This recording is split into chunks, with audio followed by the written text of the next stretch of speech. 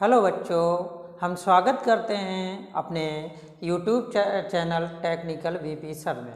ठीक है, हमने अभी तक हाई स्कूल की जो साइंस है फिजिक्स चला रहे थे, उसमें से हमने क्या किया था, पहले चैप्टर के चिन्हों को बहुत भली भांति से समझ लिया था। ठीक है, इसकी पिछली वाली क्लास में बहुत अच्छे से एक एक चिन्हों को बताया गया था।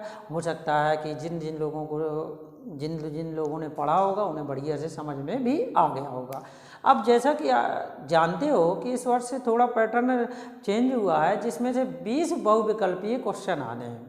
तो आज से हम बहुविकल्पीय क्वेश्चनों को ही कवर करेंगे।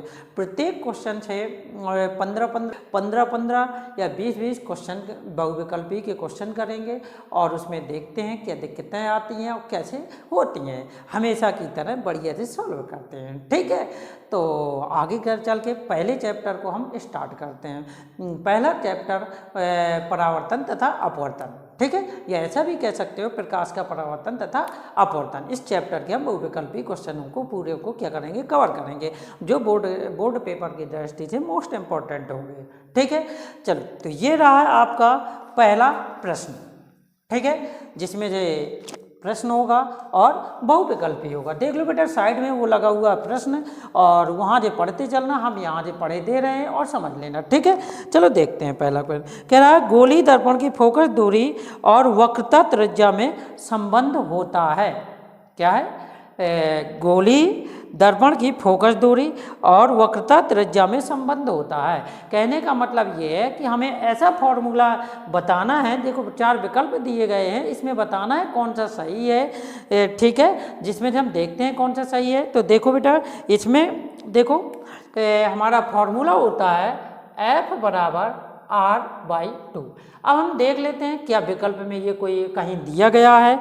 तो पहले F बराबर R/2, पहला विकल्प ही, विकल्प नंबर पहला ए ही क्या है, सही है। ठीक है, कौन सा विकल्प सही है? ए सही है। डायरेक्ट उसने फॉर्मूला दिया गया है और डायरेक्ट उसने पूछ लिया है। और कभी कभी ऐसा भी हो जाता है कि ये वाला फॉर्मूला ना दे करके विकल्पों में क्या दे देता है, जैसे यहाँ जब हम कैंची गुणा कर लेंगे तो विकल्प में R बराबर क्या दे देता है, 2F। अगर R बराबर 2F है तो वो भी सही है, और F बराबर R/2 है तो ये भी सही है। इसमें विकल्प नंबर कौन सा सही है? ए विकल्प नंबर हमारा सही है। क्लियर होगी बात? चलो, अब हम देखते हैं क्वेश्चन नंबर दूसरा। देखिए, ये लगा हुआ है आपका क्वेश्चन नंबर दूसरा। ठीक है, इसमें से कौन सा दर्पण वस्तु से छोटा व आभासी प्रतिबिंब बनाता है? देखो बेटा, कह रहा है वस्तु से छोटा और आभासी।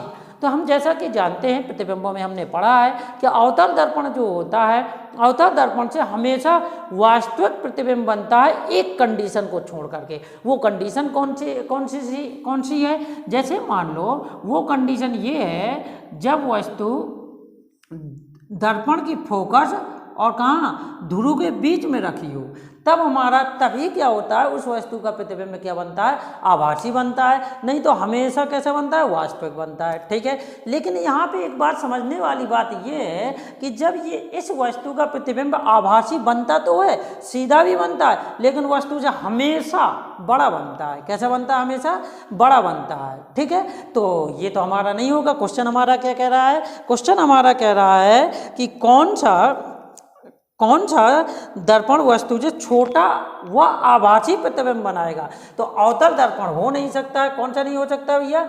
अवतल दर्पण हो नहीं सकता है। तो कौन सा बचता है? उत्तल दर्पण। कौन सा भैया? उत्तल दर्पण। मतलब विकल्प नंबर कौन सा सही है? विकल्प नंबर हमारा सी वाला सही है। कौन सा सही है? सी विकल्प नंबर सही है। ठीक है, चलो अगला क्वेश्चन देखते हैं। ठीक है बेटा, ये दो बहुविकल्पी हो गए हैं। अब हम अगला क्वेश्चन देखते हैं। चलो अगले क्वेश्चन में देखते हैं। एक उत्तल दर्पण क्या कह रहा है? एक उत्तल दर्पण की फोकस दूरी 12 सेंटीमीटर है। कैसी है? उत्तल दर्पण की फोकस दूरी कैसी है, कितनी है? 12 सेंटीमीटर है। तो कह रहा है दर्पण के पृष्ठ की गोलीय त्रिज्या होगी, क्या होगी? चलो देखते हैं विकल्प नंबर का। विकल्प पहला विकल्प 6 दिया गया, दूसरा विकल्प 12 दिया गया, तीसरा विकल्प 18 दिया गया है और चौथा विकल्प 24 दिया गया। ठीक है, उत्तल दर्पण बोल रहा है। उत्तल दर्पण मतलब, कहने का मतलब तीसरा क्वेश्चन, उत्तल दर्पण का मतलब फोकस दूरी कितनी दी गई है? 12। ठीक है। उत्तल दर्पण है तो 12 क्या होगा, प्लस का होगा, ठीक है। अब हमें क्या ज्ञात करना, आर निकालना है। तो आर बराबर क्या, वैसे हमारा फॉर्मूला तो होता है एफ बराबर आर बाई 2। जब हम कैंची गुणा कर देंगे तो आर बराबर कितना हो जाएगा, 2f हो जाएगा। अब हमें पता है कि भैया एफ कितना दिया गया है, 12 दिया गया है, 12 दूनी 24। तो देख लो कौन सा विकल्प नंबर सही है। विकल्प नंबर हमारा सही है डी। डी कौन सा सही है, डी। डी में क्या दिया गया है, 24 दिया गया है, ठीक है। हो गया, समझ में आ गया होगा। चलो अगला क्वेश्चन देखते हैं। अगले क्वेश्चन में कह रहा है गोलीय दर्पण की वक्रता त्रिज्या 30 सेंटीमीटर है। मतलब अगला क्वेश्चन, चौथा क्वेश्चन देख लेते हैं, चौथा या पांचवा जो भी हो। तो चौथा देख लेते हैं। गोलीय दर्पण की वक्रता त्रिज्या कितनी है, 30 सेंटीमीटर है। कितनी है, 30 सेंटीमीटर। तो कह रहा है इसकी फोकस दूरी क्या होगी, ज्ञात करनी है। चलो देख लेते हैं, ज्ञात कर लेते हैं, ठीक है।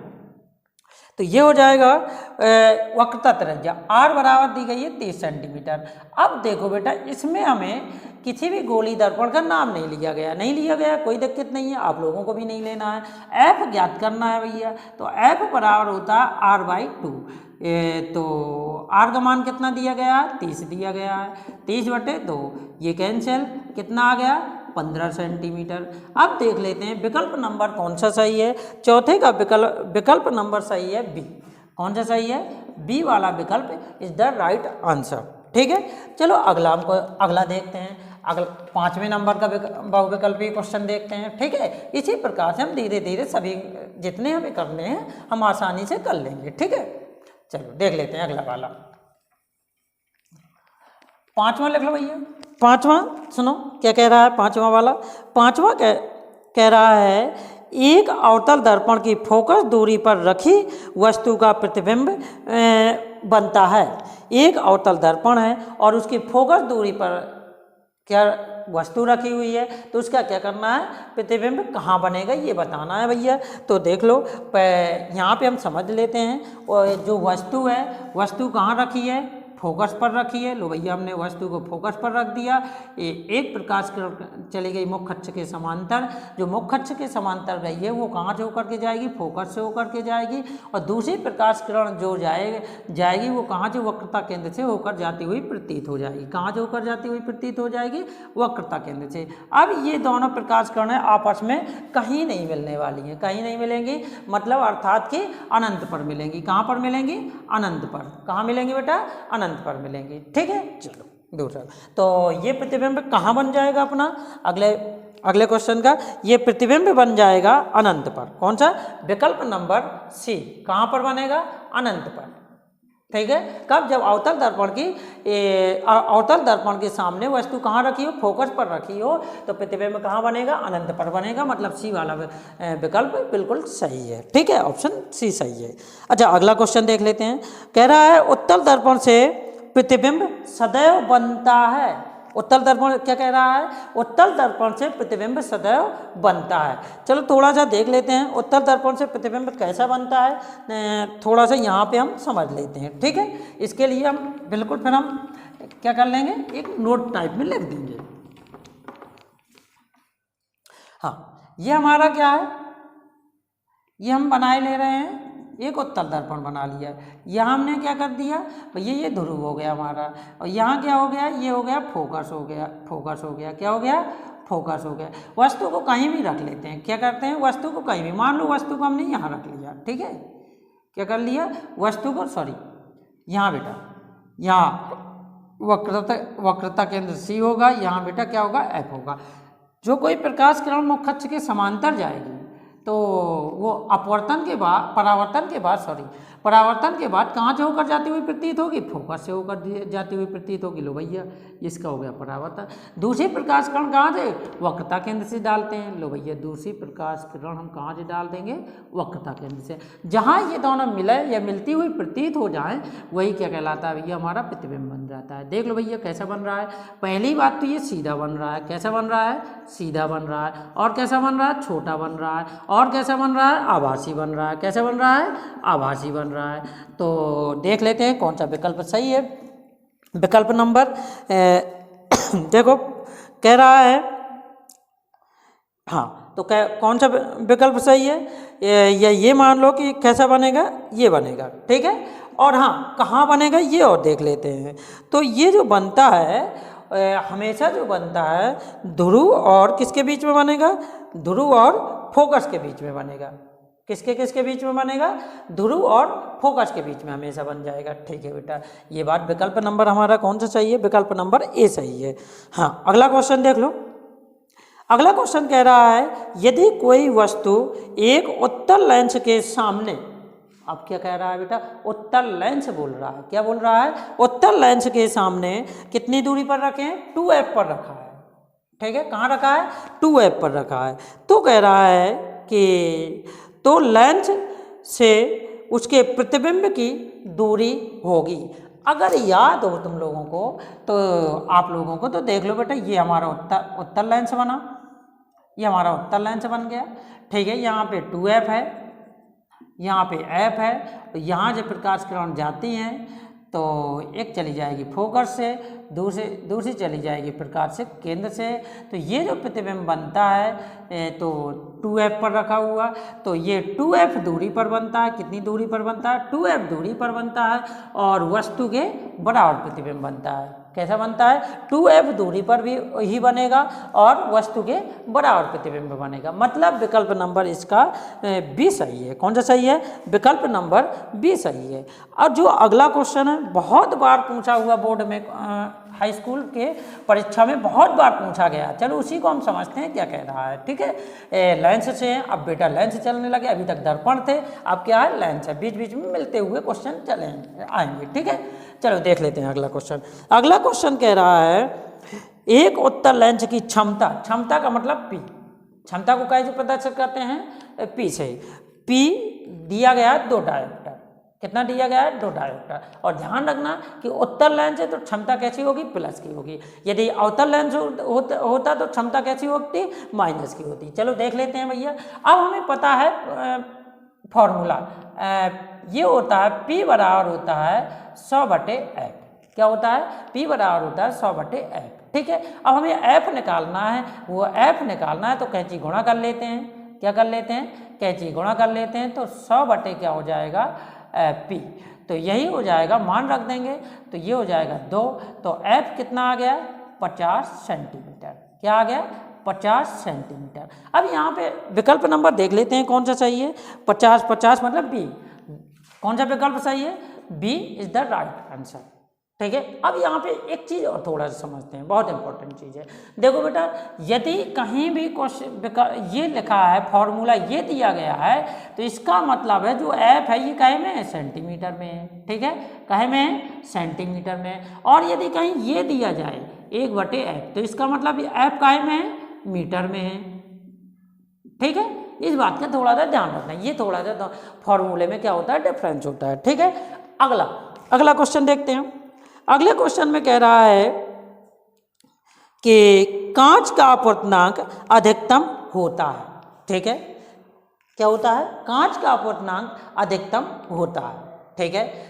पहला विकल्प है लाल रंग के लिए, दूसरा विकल्प है हरे रंग के लिए या बैगनी रंग के लिए, तीसरा विकल्प है लाल रंग के लिए, चौथा विकल्प है पीले रंग के लिए। दोबारा सुन लो विकल्प। पहला विकल्प है हरे रंग के लिए, दूसरा विकल्प है बैगनी रंग के लिए, सी विकल्प है लाल रंग के लिए, डी विकल्प है पीले रंग के लिए। एक बहुत अच्छी बात यहाँ पे थोड़ा सा समझनी है तुम लोगों को कि लाल रंग की चाल और तरंग दैर्घ्य सबसे अधिक होती हैं, और ज़्यादातर बाकी चीज़ें, ठीक है, कि किसकी होती हैं, बैगनी की अधिक होती हैं, ठीक है। तो अपवर्तनांक भी बाकी चीज़ों में आता है, तो अपवर्तनांक किसका ज़्यादा होगा, बैगनी के लिए होगा। तो कहने का मतलब हो गया कि विकल्प नंबर इसका कौन सा सही होगा, विकल्प नंबर इसका B is the right answer होगा। कौन सा सही होगा, बी विकल्प सही होगा। चलो अगला क्वेश्चन देखते हैं भैया। अगले क्वेश्चन में क्या कहा गया है उसे हम समझते हैं, और जब तक हम इसे थोड़ा सा बिगाड़ भी देते हैं, ठीक है, और आगे बढ़ते हैं, ठीक है। अगला क्वेश्चन देखो, ये रहा, स्क्रीन में देख लो अपने। कह रहा है यदि वायु के सापेक्ष कांच का अपवर्तनांक 3/2 हो, किसके सापेक्ष, वायु के सापेक्ष कांच का अपवर्तनांक कितना है, 3/2 हो, तो कांच के सापेक्ष वायु का अपवर्तनांक ज्ञात कीजिए। उल्टा पूछा गया, ठीक है। क्या पूछा गया? उल्टा पूछ लिया गया। चलो उसे हम समझ लेते हैं बढ़िया से, ठीक है। चलो देखो भाई, इसमें कह रहा है कि वायु के सापेक्ष कांच का अपवर्तनांक, मतलब कहने का एयर के सापेक्ष कांच मतलब गिलास का अपवर्तनांक कितना दिया गया? 3/2 दिया गया है। अब कह रहा है यहाँ पे कह रहा है कांच के सापेक्ष वायु का अपवर्तनांक क्या करना है भैया? ज्ञात करना है, ठीक है। एक फॉर्मूला होता है, इस फॉर्मूले को थोड़ा सा ध्यान रखना कि जैसे ANG कहीं लिखा है और हमें GNA का मान निकालना हो या GNA के पदों में निकालना हो तो ये क्या हो जाता है? बटे में हो जाता है। यदि ये उल्टे हो जाएंगे माध्यम तो ये क्या कहाँ पहुँच जाएगा? अपवर्तनांक बटे में पहुँच जाएगा। हम कैंची गुणा कर लेंगे, इसको यहाँ ले आएंगे क्योंकि इसका मान निकालना है, इसको बटे में ले जाएंगे, इसका मान हमें पता है। तो यही हो जाएगा GNA बराबर, ये बेस में यहाँ लिखे हुए हैं, ये हो जाएगा 1/ANG। अब थोड़ा सा और देख लो, GNA बराबर 1 कितना है भैया? 3/2 मान रख दिया, 3/2 मान, 1 2 3 बार बटे में हो गया, ये कहाँ पहुँच जाएगा? ऊपर पहुँच जाएगा। तो यही हो जाएगा GNA बराबर 2/3। देख लो बेटा, विकल्प नंबर कौन सा सही है? नहीं, इसका विकल्प नंबर 2/3, विकल्प number D is the right answer. कौन सा सही है? डी विकल्प बिल्कुल सही है। अगला क्वेश्चन देख लो भाई, अगला क्वेश्चन कह रहा है कि 50 सेंटीमीटर फोकस दूरी वाले उत्तल लेंस की क्षमता बताइए। फोकस दूरी कितनी है? 50 सेंटीमीटर। कौन सा लेंस है? उत्तल लेंस है तो प्लस की लेंगे, ठीक है। और यदि अवतल लेंस होता तो माइनस की लेते हैं। हम पहले बता चुके हैं ये पिछली वाली क्लास में, ठीक है। तो देख लेते हैं। अब हमें P ज्ञात करनी है, तो P बराबर होता है 100 बटे क्या होता है? 100/f। तो ये हो जाएगा P बराबर 100/50। ये कैंसिल हो गया तो कितना आ गया? 2 डायोप्टर। तो P बराबर आ गया हमारा 2 डायोप्टर। अच्छा देख लो विकल्प नंबर कौन सा सही है? ये B विकल्प बिल्कुल राइट आंसर, ठीक है। कौन सा विकल्प नंबर सही है? B विकल्प बिल्कुल सही है, ठीक है। चलो अगला क्वेश्चन देखते हैं। अगला क्वेश्चन उत्तल, ये तो हो गया। देखो हमने थोड़ी सी चर्चा उत्तल दर्पण की भी विकल्प ले लिए और अवतल दर्पण का भी ले लिया। अब बारी आती है समतल दर्पण की। तो अगला क्वेश्चन नंबर है, अगला क्वेश्चन देख लो। कह रहा समतल दर्पण द्वारा निर्मित प्रतिबिंब का आवर्धन होता है। क्या कह रहा है? समतल दर्पण द्वारा निर्मित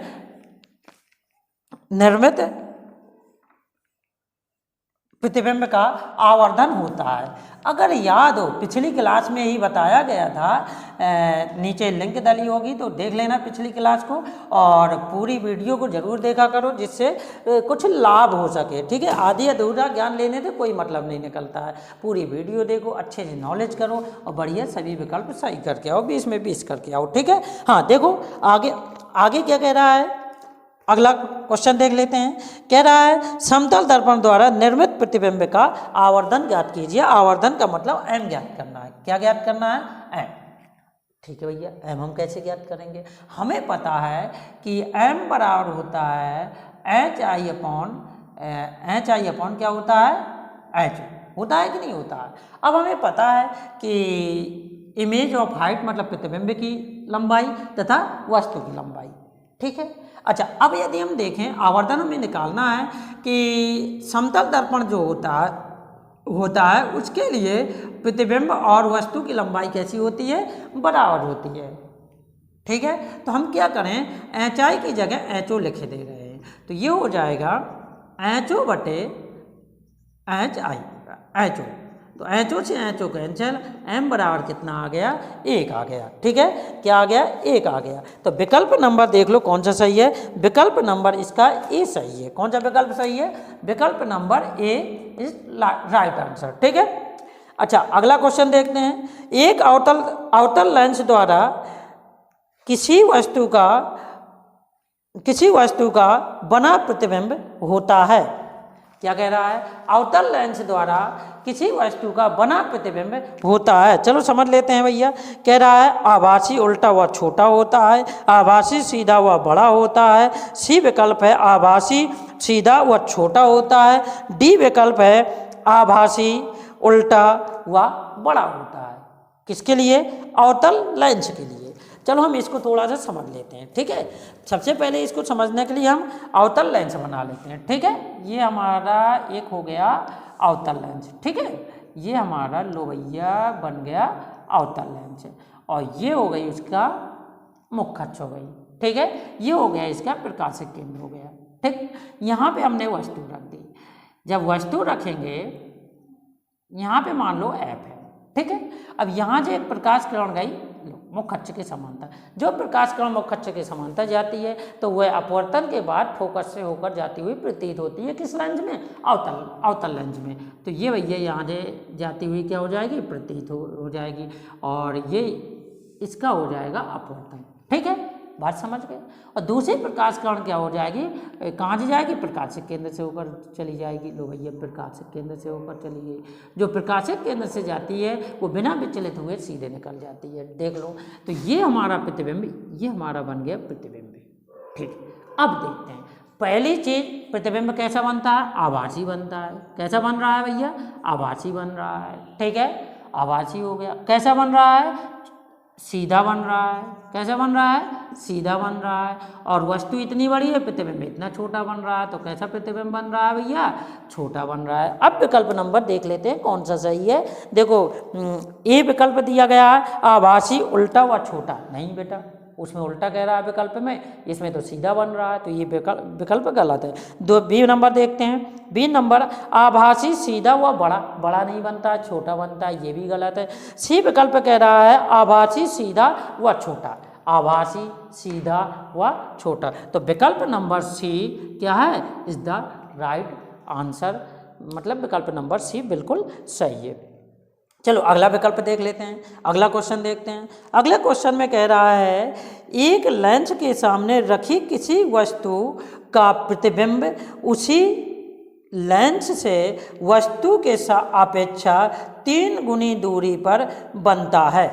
प्रतिबिंब का आवर्धन ज्ञात कीजिए। चलो भैया ये क्वेश्चन थोड़ा सा ध्यान से समझना है क्या कह रहा है, ठीक है। कह रहा है कि एक हमारे पास लेंस है, ठीक है। एक बार और देख लेते हैं। लेंस ही कह रहा है एक लेंस है के सामने, एक लेंस है उसके सामने एक वस्तु रखी है और उसका जो प्रतिबिंब बन रहा है वो प्रतिबिंब 3 गुनी दूरी पर बन रहा है। कहाँ बन रहा है? 3 गुनी दूरी पर बन रहा है। मान लेते हैं कि वस्तु जो रखी है हमारी x दूरी पर रखी है। कितनी दूरी पर रखी है? x दूरी पर रखी है, ठीक है। लो भैया ये हो गया x दूरी, और v कितने गुनी दूरी पर बनता है भैया? ये बनता है 3 गुनी दूरी पर। अब कह रहा है कि इसका आवर्धन बताना है। क्या बताना है? आवर्धन बताना है। तो ये हो जाएगा 3x बटे -x, ये हट गया। इसका मतलब 3 गुना। क्या हो गया? 3 गुना। कैसा प्रतिबिंब बनेगा? 3 गुना। माइनस चिन्ह केवल इतना बता रहा है कि प्रतिबिंब कैसा बन रहा होगा? उल्टा बन रहा होगा, और बाकी माइनस चिन्ह से कोई लेना देना नहीं है। तो देख लेते हैं विकल्प नंबर सी कौन सा सही है।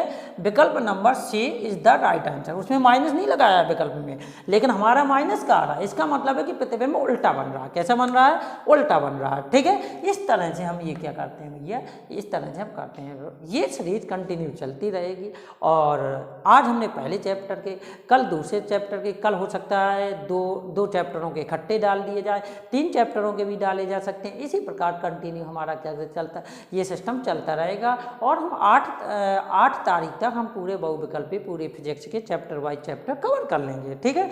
इसलिए ये क्लास आप लोगों के लिए बहुत महत्वपूर्ण है। इसे पूरी क्लास देखिए अच्छे से, और इस क्लास को अपने दोस्तों के साथ में शेयर कीजिए, और कमेंट कीजिए, लाइक कीजिए, और चैनल को सब्सक्राइब कीजिए। धन्यवाद।